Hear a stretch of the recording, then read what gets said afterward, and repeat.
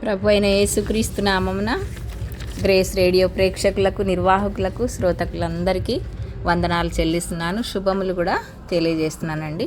మనం చాలా రోజుల నుండి జ్ఞానం గల స్త్రీలను ధ్యానం చేస్తూ ఉంటున్నాము కదా.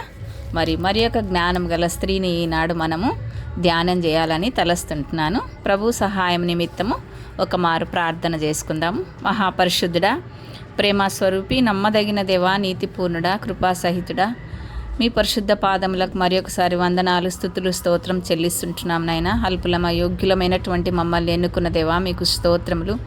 ఉచితంగా మీరిచ్చిన రక్షణ భాగ్యాన్ని బట్టి మరొకసారి స్తుతులు చెల్లిస్తుంటున్నాను తండ్రి. మరి మీ యొక్క పరిశుద్ధ గ్రంథంలోని జ్ఞానం గల స్త్రీలను మేము ధ్యానం చేస్తూ ప్రభు ఆత్మీయంగా ఎదుగుదల పొందటానికి మీరు చూపుతున్న కృప కొరకే వందనాలు తండ్రి. ఈ దినము మరి యొక్క స్త్రీ ద్వారా మమ్మల్ని మేము ఎలా సరిచేసుకునవలనో, ఎలా విశ్వాసం ఉండవలనో, మీ దగ్గర నుండి ఎలా దీవెనలు పొందుకోవాలనో మేము గ్రహించడానికి కృప చూపమని, బలహీనరాలనైనా నన్ను మరుగుపరచుమని, మీ దివ్యమైన సందేశం ద్వారా మమ్మల్ని అందరినీ హెచ్చరించుమని, మమ్మల్ని మేము మీ చేతులకు అప్పగించుకొంచు. మాకందరికీ వినగల హృదయమును, గ్రహించగల చెవులను, వినగల చెవులను, గ్రహించగల హృదయాన్ని మాకందరికీ అనుగ్రహించుమని మమ్మల్ని మేము మీ చేతులకు అప్పగించుకొంచు. ఈ కొద్ది ప్రార్థన యేసయ్య శక్తిగల నామమున ప్రార్థిస్తున్నాం తండ్రి, ఆమెన్. క్రీస్తునందు ప్రియమైన వారలారా, మరి మనం ఈరోజు ధ్యానం చేయబోయేటటువంటి అంశము జ్ఞానం గల స్త్రీ అయినటువంటి కనాను స్త్రీ యొక్క విశ్వాస విజయాన్ని గురించి మనం ధ్యానం చేద్దాము. ఈమెను గురించి మరి మత్తయి సువార్తికుడు 15వ అధ్యాయము 21వ వచనం నుంచి 28వ వచనం వరకు మరి రాసి ఉంటున్నాడు. ఈమె మరి ఎవరు అని మనము ఆలోచిస్తున్నట్టయితే ఇక్కడ ఒక స్త్రీని గురించి రాయబడింది. ఆమెనే కనాను యొక్క స్త్రీ. కనాను స్త్రీ అని అంటే ఈమె కనాను అనేటటువంటి ప్రాంతము, ఆ వ్యక్తి ఎవరు అనేది మనము మొట్టమొదటగా పరిశీలన చేసుకోవాలి. కనాను అనేటటువంటి వ్యక్తి పరిశుద్ధ గ్రంథంలో ఆదికాండంలోనే రాయబడింది. ఈయన నోవహు గారి మనుమడు. నోవహు గారిని మనం ఒకసారి గమనించినట్లయితే ఆదికాండము 10వ అధ్యాయంలో నోవహు గారి గురించి రాయబడింది. చూడండి,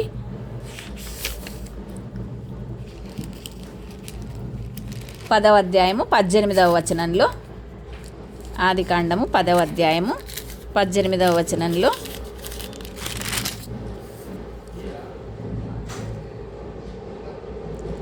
తర్వాత సెమారీయులను హమాతీయులను కనెను, అర్వాదీయులను సెమారీయులను హమాతీయులను కనెను. తర్వాత కనానీయుల వంశములు వ్యాపించెను. అసలు ఈ కనాను ఎవరు అంటే ఆదికాండం 10వ అధ్యాయం 6వ వచనంలోనే ఈ నోవహు కుమారులైన షేము, హాము, యాపేతుల లో హాము కుమారులు నలుగురున్నారు. కూషు 6వ వచనంలో ఉంది చూడండి. హాము కుమారులు కూషు, మిస్రాయేము, పూతు, కనాను అనువారు. ఈ కనానుకు సంబంధించినటువంటి ఈ సంతతియే కనానీయులు. ఈ 18వ వచనంలో కనానీయుల సరిహద్దు, కనానీయుల వంశములు అని రాయబడింది చూడండి. సో ఈ కనానీయుల వంశమునకు చెందినటువంటి ఈ స్త్రీ మరి చదవబడినటువంటి వాక్య భాగంలో మత్తయి సువార్త 15వ అధ్యాయము మనం 21వ వచనంలో మనం గమనించినట్లయితే ఈమె యేసు ప్రభుల వారు ఆ ప్రాంతాలకు వచ్చినాడు. ఏ ప్రాంతాలకు? తూరు సీదోనుల ప్రాంతములకు వెళ్ళగా అని రాయబడింది. తూరు సీదోనుల ప్రాంతాలను మనం ఒకసారి పరిశీలిస్తే, అంటే ఈమె కనాను స్త్రీ అయినప్పటికీ ఈమె ప్రస్తుతము తూరు సీదోనుల ప్రాంతంలో ఉంది. ఆ ప్రాంతములకు ప్రభు అయిన యేసుక్రీస్తుల వారు వచ్చారు. వచ్చినప్పుడు ఆ తూరు సీదోనుల ప్రాంతముల నుండి కనాను స్త్రీ ఒకతే మరి ప్రభు దగ్గరకు వచ్చింది. సో ఇక్కడ మనము ఈమెను గురించినటువంటి మొట్టమొదటి అంశము, ఈమె అంటే ఎవరు? కనాను స్త్రీ ప్రభువు దగ్గరకు వచ్చింది.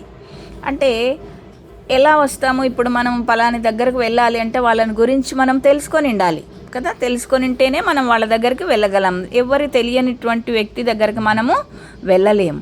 ఈమె తూరు సీదోను ప్రాంతాల్లో ఉంటుంది. తూరు సీదోను ప్రాంతాలు చాలా మరి ఇస్రాయేల్ దేశానికి ఉత్తరాన మధ్యధరా సముద్ర తీరాన ప్రఖ్యాతి చెందినటువంటి పురాతన నగరాలు అవి. అక్కడ విగ్రహ పూజ, అత్యాశ అట్లాంటివన్నీ నిండుకున్నటువంటి ప్రదేశం. ఆ ప్రాంతంలో మరి ఇతర జాతుల వారి నగరాలను గురించి కూడా, మరి ఈ యొక్క తూరు సీదోన్లను గురించి యెషయా గ్రంథం 23వ అధ్యాయం 1-5 వచనాల్లో, ఎహెజ్కేల్ గ్రంథము 26వ అధ్యాయం 1-21 వచనాల్లో ఇవి అన్యజనులకు అది దోపుడు సొమ్ముగా ఉంటున్నదంట. తూరు సీదోన్ ప్రాంతాలు అవి శపింపబడినటువంటి ప్రాంతాలు, అవి శిక్షకు గురి అయినటువంటి ప్రాంతాలు. అలాంటి విగ్రహారాధికుల ప్రాంతం నుండి వచ్చినటువంటి స్త్రీ, ఆమె ఆ ప్రాంతంలో ఉండి ప్రభు దగ్గరకి ఎలా వచ్చింది అనేది మనం ఒకసారి ఆలోచించాలి. అంటే ఎప్పుడు వస్తారు? ఆయనను గురించి వినింది. ఆయన ఈ లోకంలో మరి జీవిస్తున్నప్పుడు అనేకమైనటువంటి అద్భుత కార్యాలు, స్వస్థత కార్యాలు, బోధలు, ఎన్నో ఉపమానాలు ఆయన చేస్తూ ఉంటున్నాడు. అవన్నీ వినింది ఆమె.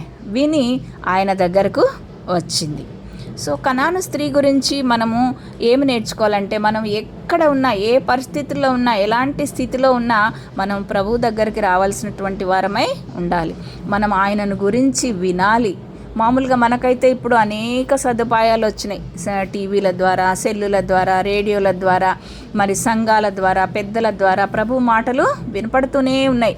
మనము అయినప్పటికీ ఏమాత్రము ధ్యాస లేకుండా మన జీవితంలో మనము జీవిత ప్రయాణంలో మునిగి తేలుతూ ఉంటున్నాము. కానీ ఆ కనాను స్త్రీ అన్య ప్రాంతాల్లో, శపింపబడినటువంటి ప్రాంతాల్లో, విగ్రహారాధికులు ఉండేటటువంటి ప్రాంతాల్లో ఉండి కూడా ఆమె ప్రభువు దగ్గరకు వచ్చింది. సో ప్రభువు దగ్గరకు రావాలి. మన కష్టాల్లో, మన నష్టాల్లో, మన వ్యాధుల్లో, మన బాధల్లో, మన ఇరుకుల్లో, మన ఇబ్బందుల్లో మనము ప్రభువు దగ్గరకు వచ్చే వారంగా ఉండాలి. జ్ఞానం కలిగిన స్త్రీ అయినటువంటి కనాను స్త్రీ ప్రభువు దగ్గరికి వచ్చింది. వచ్చి ఆమె అంటే ఎప్పుడు వస్తారు? ఆమె బాగా వినిందనమాట. ప్రభువును గురించి ఆమె వినింది. ఆయన చేసేటటువంటి స్వస్థతలను గురించి వినింది కాబట్టి ఆమె ప్రభువు దగ్గరకు రాగలిగింది. సో వచ్చింది. తర్వాత రెండవదిగా మనము ఆమెను గమనించినట్లయితే మత్తయి సువార్త 15వ అధ్యాయం 22లో ప్రభువా అంటుంది ఆమె. అంటే ప్రభువు అనే మాటకు అర్థము ఆయన పెద్ద రాజులకే రాజు, ప్రభులకే ప్రభువు, అందరికంటే ఎక్కువ ఆధిక్యం కలిగినటువంటి వాడు అనేటటువంటి మాటను ఆమె గుర్తెరిగింది. ఈయన ప్రభువు, ఈయన రాజాది రాజు అనేటటువంటి విషయాన్ని ఆమె గుర్తించింది. ఆమె వచ్చింది. రెండవది ఆమె గుర్తిస్తుంది. చూడండి, ఆయనను ప్రభువు అని ఆమె గుర్తెరిగి సంబోధిస్తూ ఉంది. అంటే ఆయన గొప్పతనాన్ని ఆమె తెలుసుకుంది అన్నమాట. తెలుసుకుంది. ఆమె పరిస్థితులు బాలేనప్పటికీ ఆమె ప్రభువును గురించి విని వచ్చింది. ఇక్కడ ప్రభువును గుర్తించింది. ఈయన ప్రభువు అని మనము ఆమె ఎలా గుర్తించి ఉండవచ్చు అని ఒకసారి ఆలోచించినట్లయితే మత్తయి సువార్త 1వ అధ్యాయము 1వ వచనంలో ఈమె అబ్రహాము 1వ వచనంలో చూడండి, అబ్రహాము కుమారుడగు దావీదు కుమారుడైన యేసుక్రీస్తు వంశావళి. ఈమె ప్రభువు, పైగా దావీదు కుమారుడా అని కూడా ఆయనను ప్రస్తుతిస్తుంది. ఆయన గొప్పతనాన్ని ఆమె చెప్తుంది. ప్రభువును గుర్తెరుగుతుంది, పైగా దావీదు కుమారుడా అని ఆయనను సంబోధిస్తూ ఉంది. అంటే దావీదు వంశంలో నుండి వచ్చినటువంటి యేసుక్రీస్తు ఈయన అని ఆమె గుర్తెరిగింది. అందుకనే మత్తయి సువార్తికుడు ఆయన యొక్క వంశావళిని చాలా స్పష్టంగా రాస్తున్నాడు. చూడండి, 2వ వచనం నుంచి 6వ వచనం వరకు ఈయన అబ్రహాము కుమారుడు, దావీదు కుమారుడు, అబ్రహాము కుమారుడు ప్లస్ దావీదు కుమారుడు అయినటువంటి యేసుక్రీస్తు యొక్క వంశావళిని మనం ఒకసారి గమనించినట్లయితే 2వ వచనంలో, మత్తయి సువార్త 1వ అధ్యాయం 2వ వచనంలో అబ్రహాము ఇస్సాకును కనెను, ఇస్సాకు యాకోబును కనెను, యాకోబు యూదాను అతని అన్నదమ్ములను కనెను, యూదా తామారు నందు పెరెసును జెరహును కనెను, పెరెసు ఎస్రోనును కనెను, ఎస్రోను ఆరామును కనెను, ఆరాము అమినాదాబును కనెను, అమినాదాబు నయస్సోనును కనెను, నయస్సోను సెల్మాను కనెను, సెల్మాను రాహాబునందు బోయజును కనెను, బోయజు రూతునందు ఓబేదును కనెను, ఓబేదు యెష్షయిను కనెను, యెష్షయి రాజైన దావీదును కనెను. ఇంకా మిగతా పాటలో నుంచి దావీదు ఇక్కడి వరకు దావీదును గురించి రాయబడింది. ఇప్పుడు దావీదు కుమారుడు అనేది 17-16 వచనం వరకు కూడా ఆయన రాయబడింది. సో ఈయన దావీదు ఇజ్రాయేలీలకు రెండవ రాజు, గొప్పవాడు, దావీదును కుమారుడు ఈయన అని ఆమె గుర్తెరిగింది. ప్రభు దగ్గరకు వచ్చింది, పైగా గుర్తెరిగింది. ఆయన హీబ్రూ భాషలో మరి యేసు అంటే రక్షకుడు, యెహోవాయే రక్షిస్తాడు. క్రీస్తు అనే గ్రీక్ పదానికి అభిషిక్తుడు అనేటటువంటి అర్థాన్ని ఆమె వినగలిగింది, గ్రహించగలిగింది. హీబ్రూలో మెస్సయాకు రక్షకుడు, క్రీస్తు అనే అర్థము రాయబడింది. పాత నిబంధన ప్రకారము దేవుడు మెస్సయాను లేదా యేసు ప్రభుల వారిని అభిషేకిస్తాడు. అంటే ఆ యొక్క పాత నిబంధన వాగ్దానాలన్నిటినీ ఆయన నెరవేర్చేందుకు ప్రత్యేకించి ప్రతిష్ఠిస్తాడు. ఆయన ప్రవక్తగా, యాజకునిగా, రాజుగా ఉంటాడు అనేది పాత నిబంధనలో రాయబడింది. కొత్త నిబంధనలో నెరవేర్పు జరుగుతుంది. ఆ యొక్క గొప్ప విషయాన్ని ఈమె గుర్తించింది. మనము ఒక్కొక్కసారి గొప్ప వ్యక్తుల దగ్గరకు వెళ్తాం, కానీ వాళ్ళ గొప్పతనాన్ని గుర్తెరిగే వారంగా ఉండము. ఈ కనాను స్త్రీ అన్య ప్రాంతంలో నుండి, విగ్రహారాధికుల దేశంలో నుండి వచ్చింది, ఆయనను గుర్తెరిగింది, ఆయనను ఆరాధించింది. దావీదు కుమారుడా అని ఆయనను సంబోధించి ఆయనని ఎంతగానో మరి మెచ్చుకుంటా ఉంది.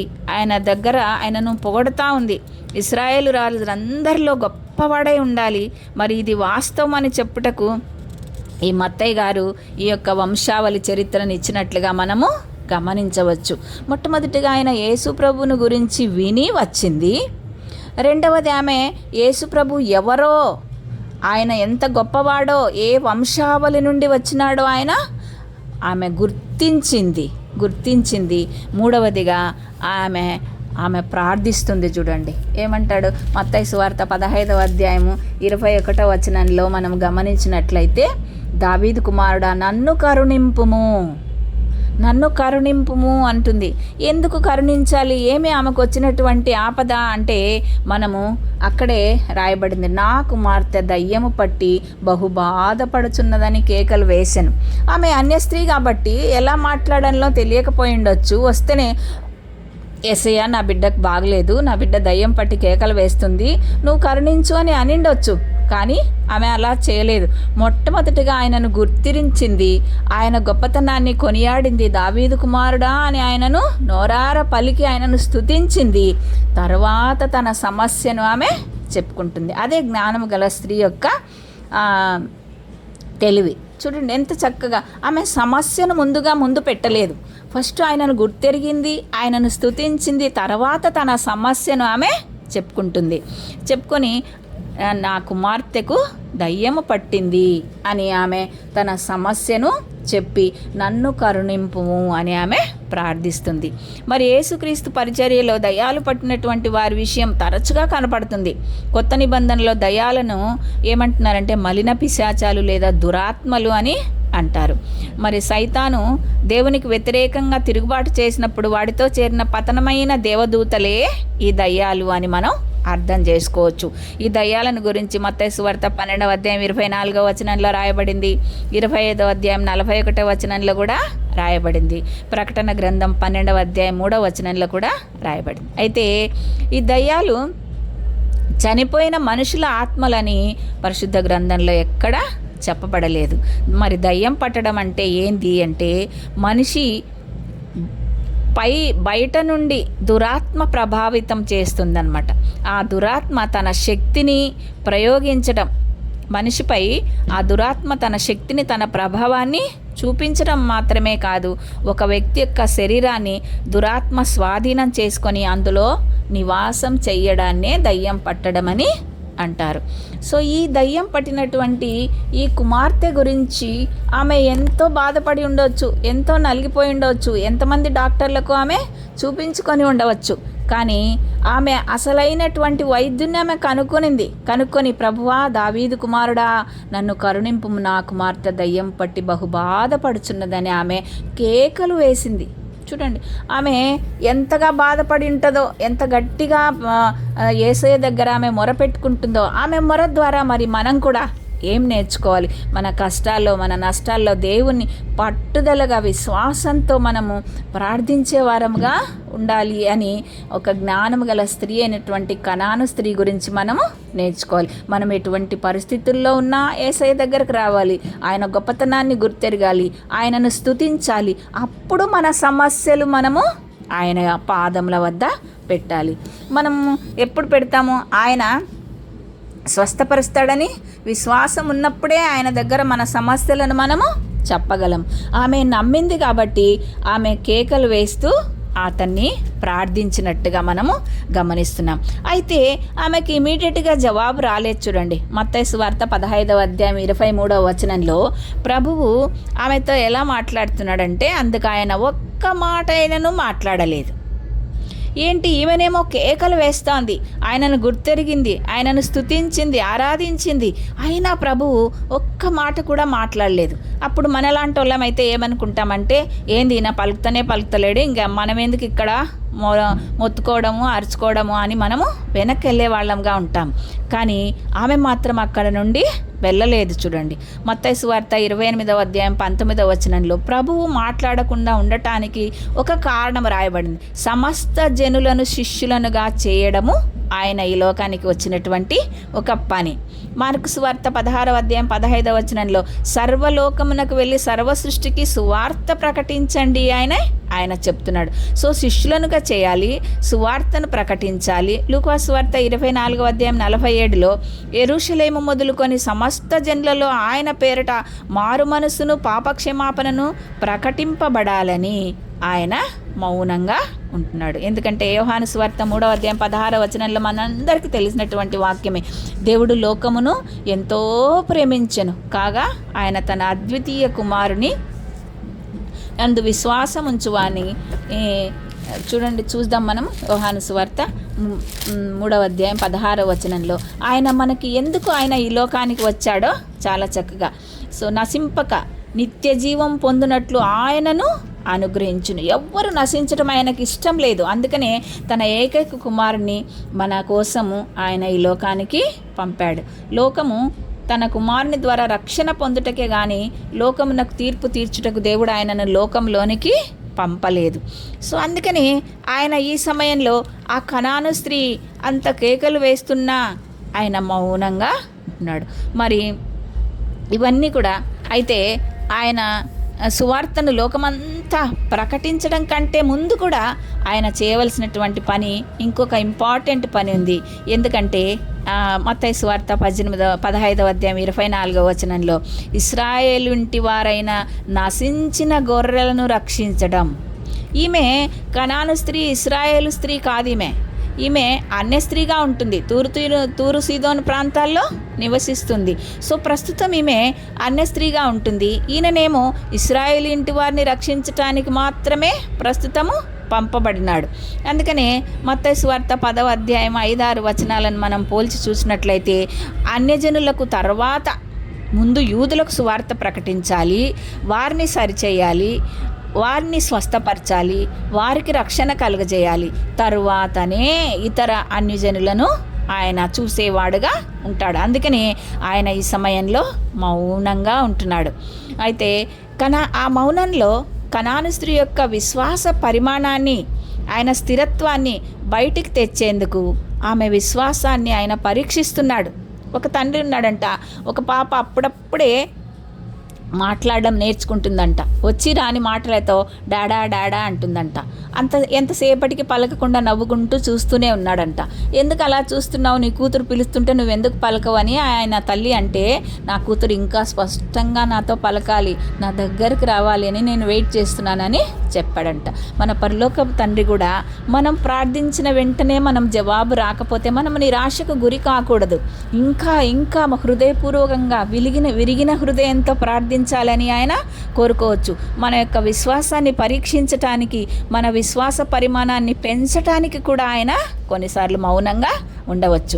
ఇక్కడ కనాను స్త్రీ అంత కేకలు వేసినప్పుడు ఆయన మౌనంగా ఉండటంలో ఆమె విశ్వాస పరిమాణాన్ని ఆమె విశ్వాసాన్ని స్థిరపరచటానికి, ఆ విశ్వాసాన్ని బయటికి తెచ్చేందుకు ఆయన విశ్వాసాన్ని పరీక్షిస్తూ ఆయన మౌనంగా ఉంటున్నాడు.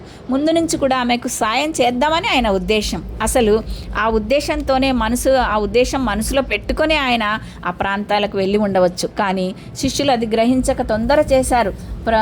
ప్రభువా, మరి ఈమె ఇతరంగా అడుగుతోంది, ఆమెను ఏదో త్వరగా పంపించేసేయని యేసుప్రభుల వారికే శిష్యులు సలహా ఇస్తుంటున్నారు. నిజంగా ఆ శిష్యులకు మరి ఆమె స్వస్థపరచబడాలని ఉందా, అక్కడి నుంచి త్వరగా వెళ్ళాలని ఉందో, కానీ ఆయన వెంటనే ఆ శిష్యులు ఆమెకు తొందరగా ఏదో ఒకటి చేసి పంపమని యేసుప్రభువులతో అంటున్నారు. కానీ యేసుప్రభు మాత్రం ఇంకా ఆలస్యం చేస్తూ మౌనంగానే ఉంటున్నాడు.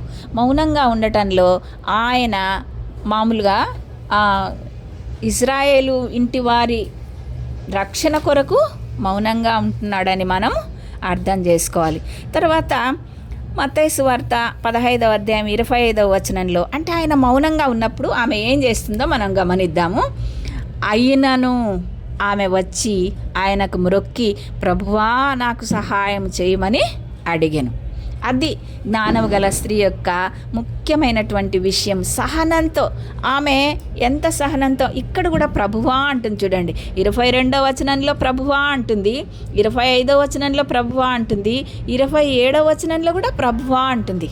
అంటే ఆయన ఎంతకైనా చేయగల సమర్థుడు అని ఆమె గుర్తెరిగి ఆయన గొప్పతనాన్ని ఆమె కొనియాడుతూ నాకు సహాయం చేయమని తిరిగా ఆమె అడిగింది.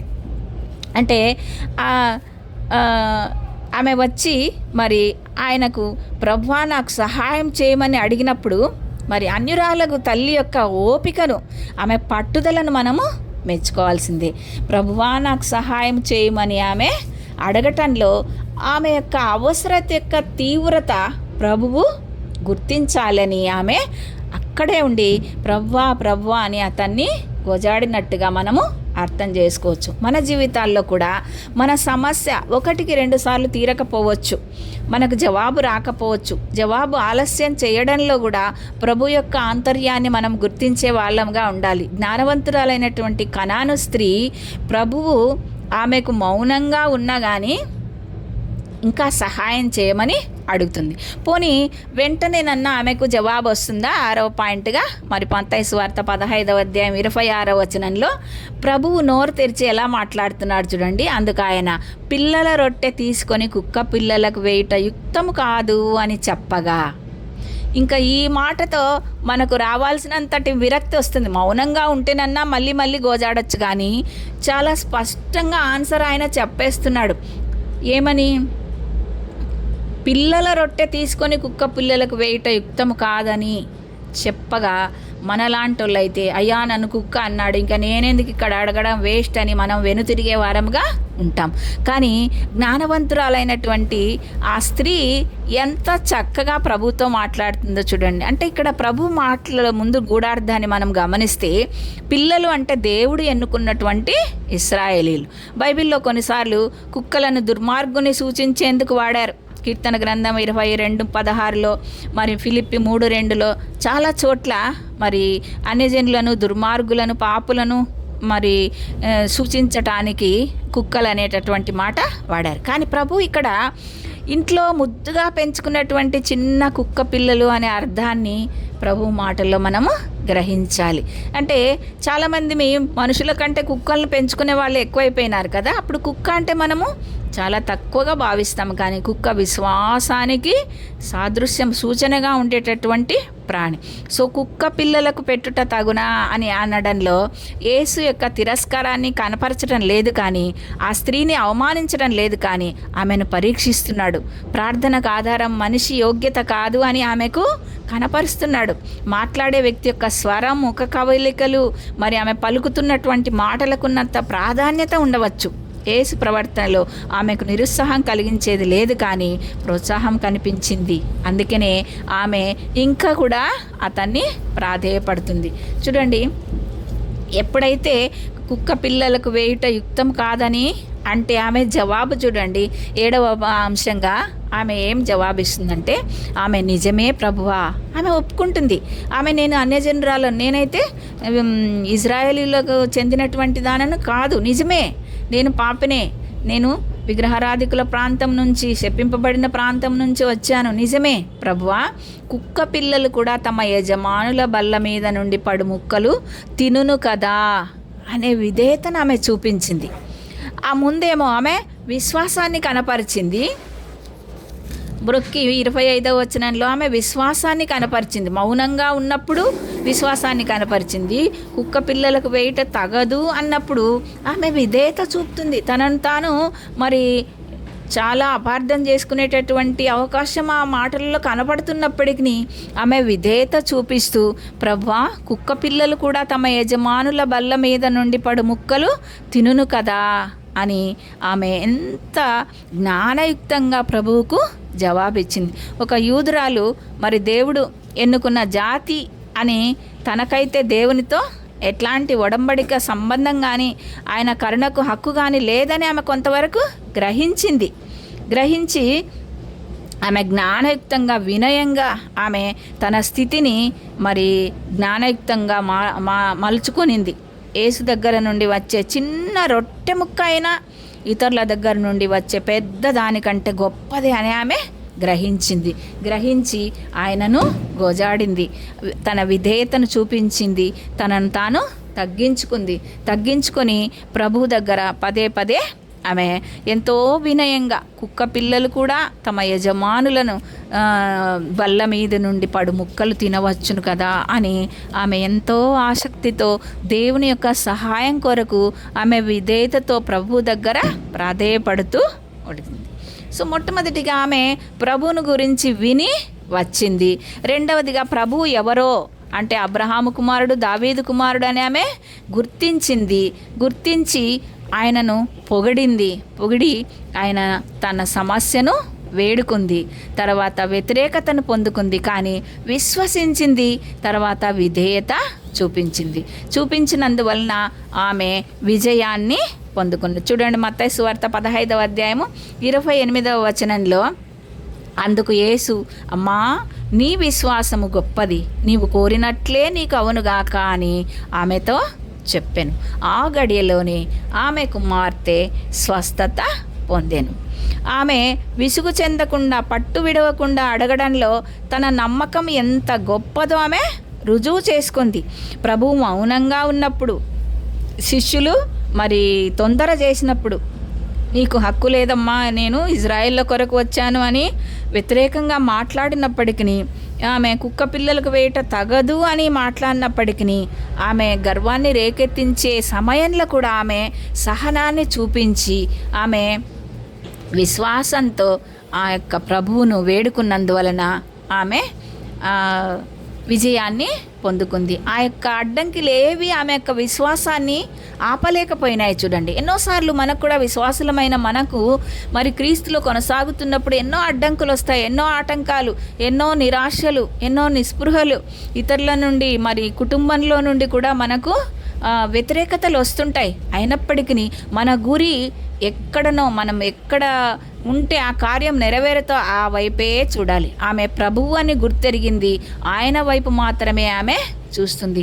యేసు ప్రభు మాత్రమే తనకు సహాయం చేయగలడని, చేస్తాడని ఆమె నమ్మింది. ఆయన చేసేదాకా అడుగుతూనే ఉంది. కాబట్టి ఆయన వెంటనే జవాబిచ్చాడు. ఆమె విజయాన్ని పొందుకుంది. యేసయ్య దృష్టిలో విశ్వాసం ఎంత ప్రాముఖ్యమో దాన్ని ఆయన ఎంతగా మెచ్చుకొని ప్రతిఫలం ఇచ్చాడో మనం గమనించాలి. మన జీవితాల్లో మరి మనం కూడా జ్ఞానం కలిగినటువంటి వ్యక్తులుగా ఉండాలంటే మనం ప్రభువు దగ్గరికి రావాలి, ప్రభువును గుర్తెరగాలి, ప్రభువును విశ్వసించాలి, ప్రభువును పట్టుదలతో వేడుకోవాలి, మనం విధేయత చూపాలి. మనం ఎన్ని ఆటంకాలు వచ్చినా మనం ఆయన పాదాలను వదలకూడదు. కనాను స్త్రీ జ్ఞానము గల స్త్రీ కాబట్టి అలాంటి ప్రయత్నం చేసి ఆ గడియలోనే ఆమె కుమార్తె స్వస్థత నొందినట్లుగా పరిశుద్ధ గ్రంథంలో రాయబడింది. మరి పరిశుద్ధ గ్రంథంలో రాయబడిందంటే మనకు అదొక జీవో. కనాను స్త్రీకి చేసినటువంటి దేవుడు నీకు నాకు చేయడా? ఆమె కూడా అన్య ప్రాంతంలో ఉంది, మనం కూడా విగ్రహారాధికుల ప్రాంతంలో ఉన్నాం. అయితే మన విశ్వాసం ఎలా ఉంది? కనాను స్త్రీ జ్ఞానవంతురాలు కాబట్టి తన విశ్వాసం చేత పట్టు విడకుండా ప్రభువును వేడి ఆమె కుమార్తె స్వస్థతను పొందుకుంది. మనం కూడా మన జీవితాల్లో అనేకమైనటువంటి సమస్యలు మనకు ఉండవచ్చు. ఈ లోకంలో ప్రభువు నమ్ముకున్నంత మాత్రాన కష్టాలు రావని కాదు, రోగాలు రావని కాదు, ఇరుకులు రావని కాదు, వస్తుంటాయి. కానీ మనము స్థిరంగా ప్రభువులో నిలబడితే ఆ కష్టాలేవి మనల్ని ఏమీ చేయవు, ఆ రోగాలు ఏవి మనల్ని బాధ పెట్టలేవు.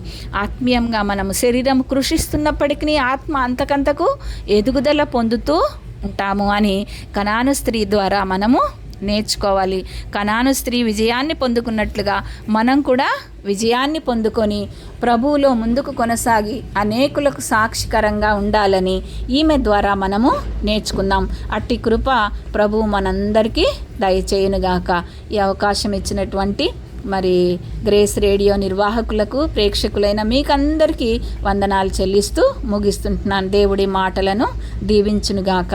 ఆమెన్.